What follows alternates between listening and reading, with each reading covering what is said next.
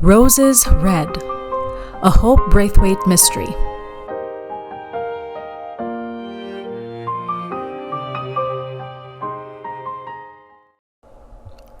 It took me a few minutes to figure out that something was terribly wrong. The taxi driver stopped in front of the charming cottage with its thatched roof and white picket fence, got out, and went to open the trunk. I exited the car and waited impatiently, as the crisp breeze made me shiver. I smelled the earth responding to the promise of rain. The driver rolled my suitcase around me, accepted his fare, and hopped back into his taxi. I turned my attention to the low gate and fussed with its sticky latch. Then it hit me. I paused. My mouth gaped as I stared at the little garden beyond the gate. The roses, all the roses, were gone. Not just gone, butchered. The thick trunks of the bushes had been savagely hacked. Jagged woods and snapped branches were strewn everywhere. All the flowers had been ripped off their stems, and their crushed, forlorn petals lay strewn and trampled, mixed into the upturned earth. My heart thudded, and I felt hot tears sting. 50 years of careful, loving, meticulous nurturing had been destroyed with savage callousness. How? No, why? My skin, recently kissed by the Barbadian sun on my vacation, was now full of goosebumps. Mrs. L must be heartbroken.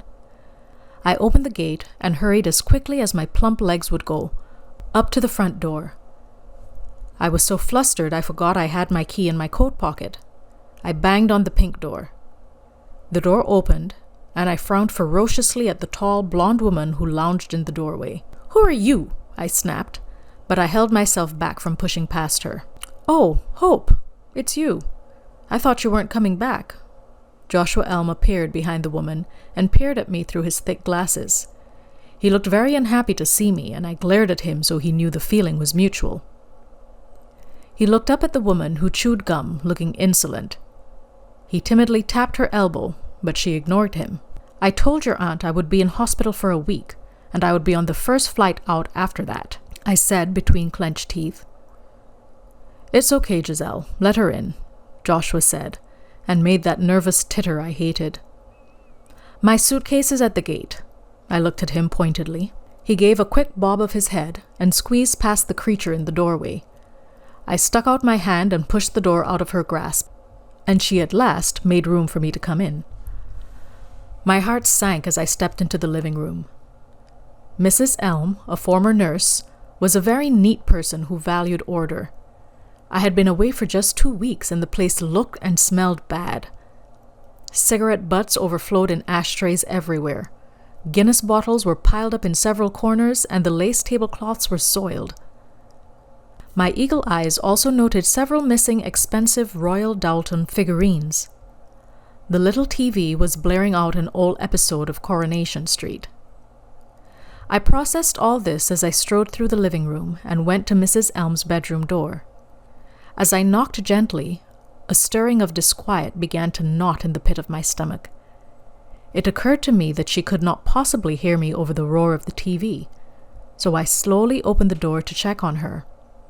I stepped in and quickly shut the door behind me so the noise would not be amplified. I wrinkled my nose at the stale, funky odor. In the dim light of dusk filtering through the lace curtains, everything seemed in order. I went over to her bed and leaned over to see if she was asleep. Her eyes stared up at me, and I had a nasty flashback to finding the body of an old hotelier a mere 2 weeks ago. His rheumy blue eyes had the same lifeless gaze into eternity. I touched her shoulder, and to my great relief, she blinked. "Mrs. Elm, it's me, Hope.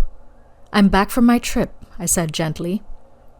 She exhaled, and I became painfully conscious that the odor in the room was coming from her. She wasn't a strong woman, being in her mid-80s, but she could certainly take care of her own hygiene. What in the world had happened here?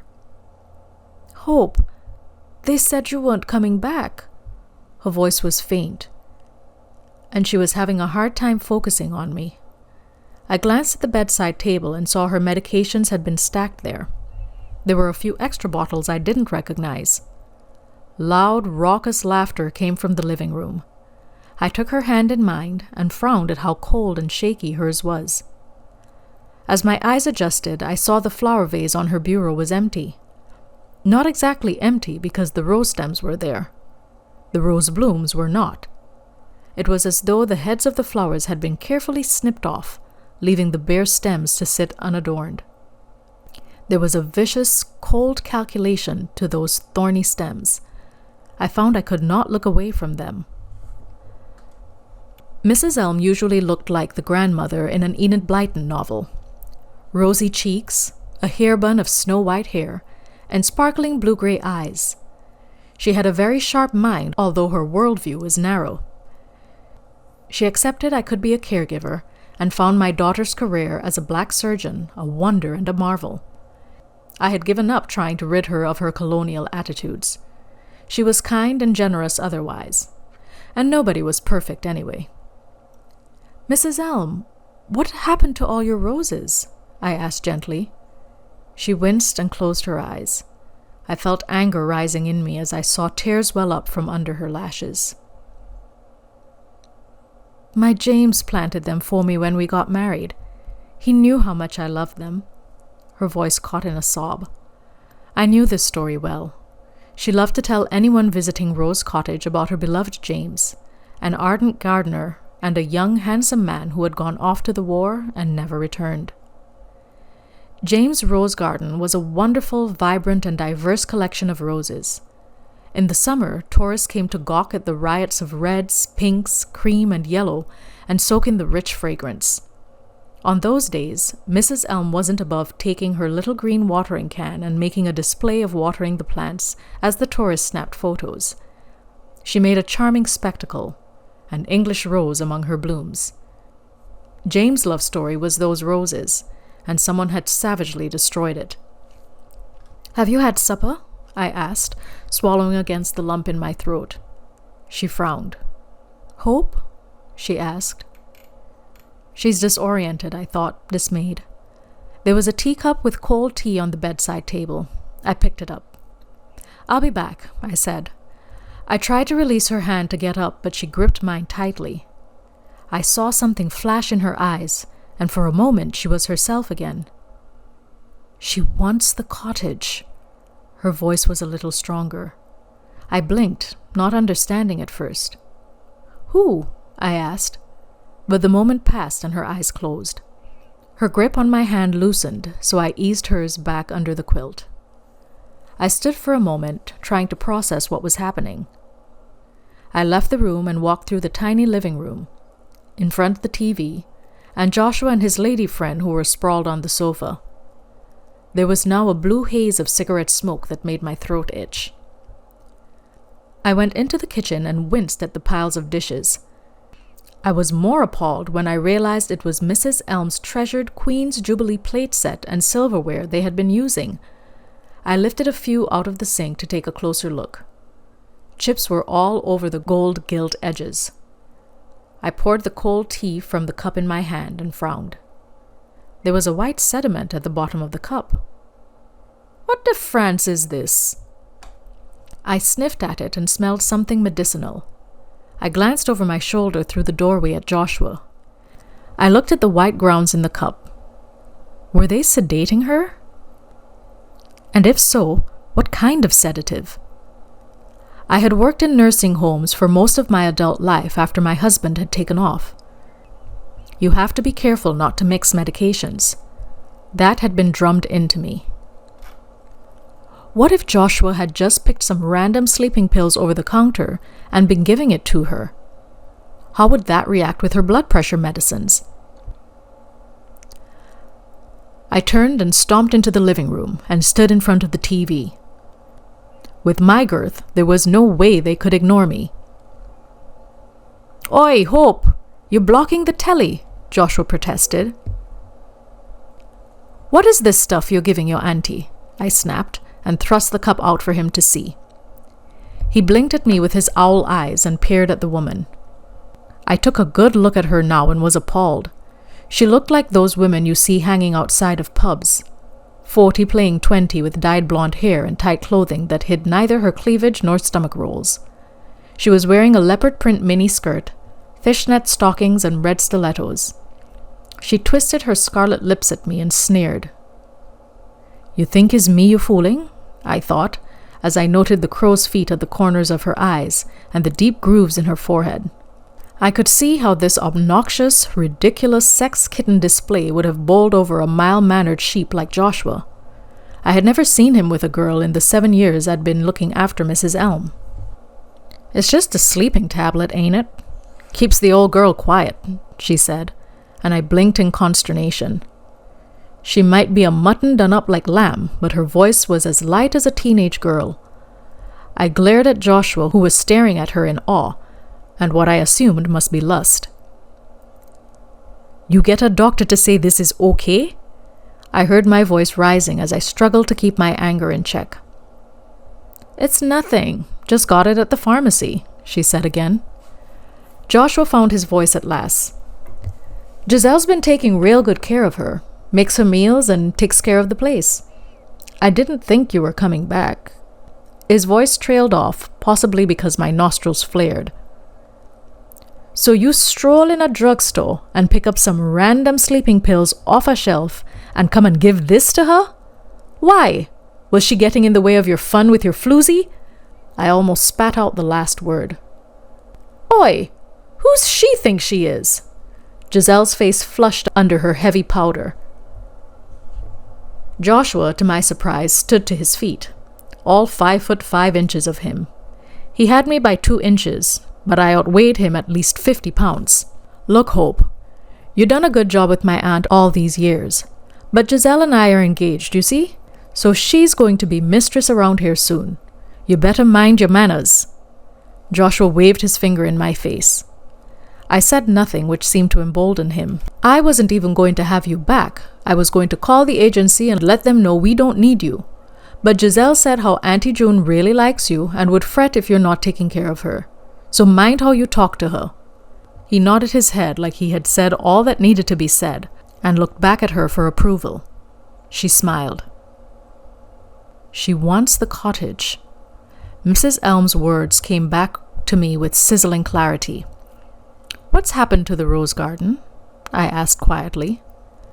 It was Joshua's turn to flush. He picked at a scab on his elbow. I noticed there was a network of scratches along both his arms. "Giselle's got bad allergies to flowers, so I got rid of 'em," he said, sounding like a defiant child. Giselle calmly raised her cigarette back to her lips. "You've been here for 10 years. You know what that garden means to her." My voice wavered. I saw the mix of emotions play across his face. Ungrateful wretch. Bloody roses, always going on about 'em. His voice was heavy with resentment. I thought about the butchered plants and the carnage in the garden.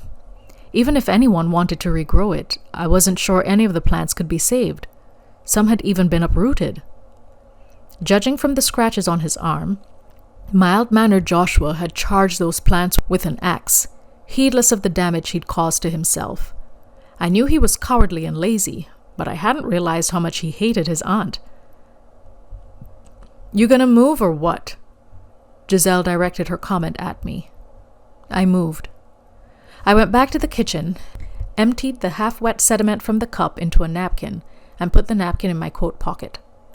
I went back to the living room, picked up my suitcase which Joshua had left at the front door, and carried it to my room. The layer of dust on my dresser at least assured me Giselle had not been foraging through my underwear drawer. Then I changed my travel clothes and put on a house dress, as my granny used to call it. I walked past them without a word and went to the kitchen where I made a fresh pot of tea and toasted some slices of whole wheat bread. It was after 7 p.m., but I had no idea when last Mrs. Elm had eaten. I had a horrible thought that maybe they had not fed her in the 2 weeks I'd been gone, but of course that couldn't be possible. I carried the buttered toast and hot tea on a tray, past the dynamic duo lounging on the couch. As I moved to push into Mrs. Elm's room, I overheard Giselle say to Joshua, "You need to get rid of her." She's ruining everything." I paused, wondering if I had really heard those words over the noise of the TV.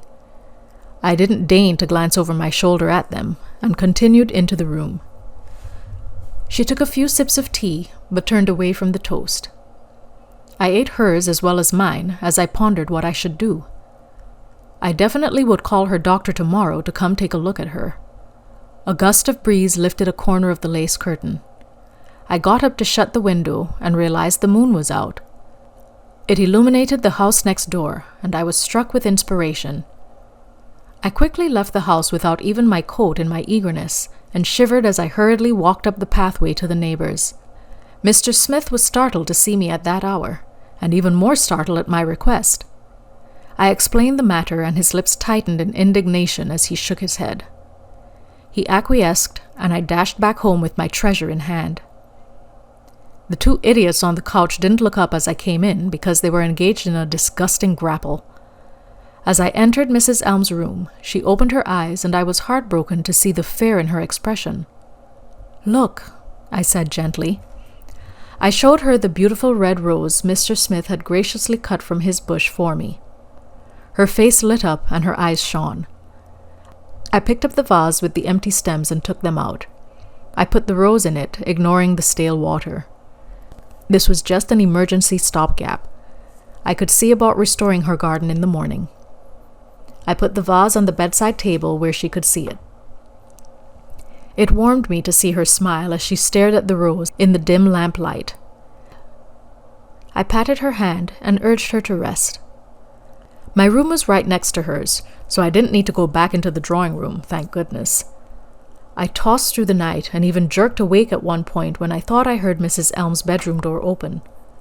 I listened, but there was no further sound, so I dozed off again. Someone pounded on my door, making me wake up with an instant headache. "Hold a minute," I yelled. I turned and sat up with some difficulty. I stuck my feet into my slippers. I felt dizzy and realized I must be jet-lagged. I got up and shuffled to the door. "What happened?" I croaked past a dry throat as I opened the door. "You better come, Hope," Joshua said nervously. I blinked to clear my fuzzy vision as I held on to the door. "Come!" he suddenly urged and grabbed my hand. Automatically, I pulled away, but his anxiety penetrated the fog in my brain. He turned on his heel and I followed him to his aunt's room. Her bedroom door was open, and his woman was in there standing next to Mrs. Elm's bed. Something in her stance gave me an impression of barely contained emotion. I rushed up to the bed, pushing past what's-her-name. My heart sank. I'd worked in nursing homes before, so I knew the pall of death. Still, I took her pulse. I gently put her hands together over the quilt.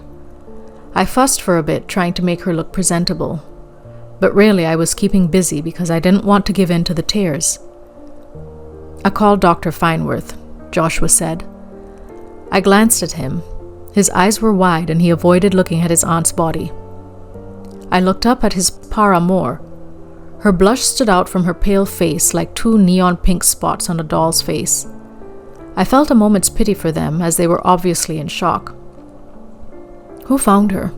I asked. I stood up. They were going to need tea. Tea was the cure-all for the English, I had discovered. I came in to see if she needed anything, and I thought she was sleeping, but she looked odd. Her voice shook. I nodded. "Let's get some tea. Come sit outside. You don't need to be here until the doctor comes," I said. Giselle nodded absently. "Milk and honey in mine," she said, her eyes glued to the bed. I raised an eyebrow, but I kept my peace. It had been a difficult morning, I reminded myself. I didn't know then just how much danger I was in.